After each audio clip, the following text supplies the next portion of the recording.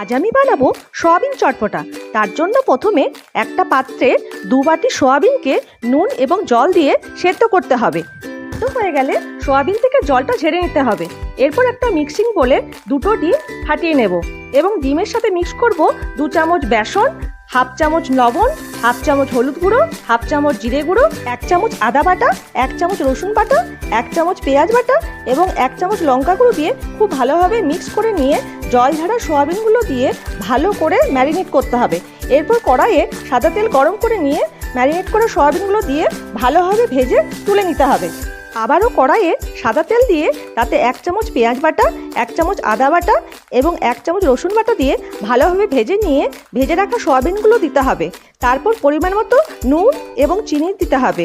এরপর দিতে হবে টমেটোর সস, চিলি সস, ভিনিগার দিয়ে ভালোভাবে ভেজে নামিয়ে নিতে হবে।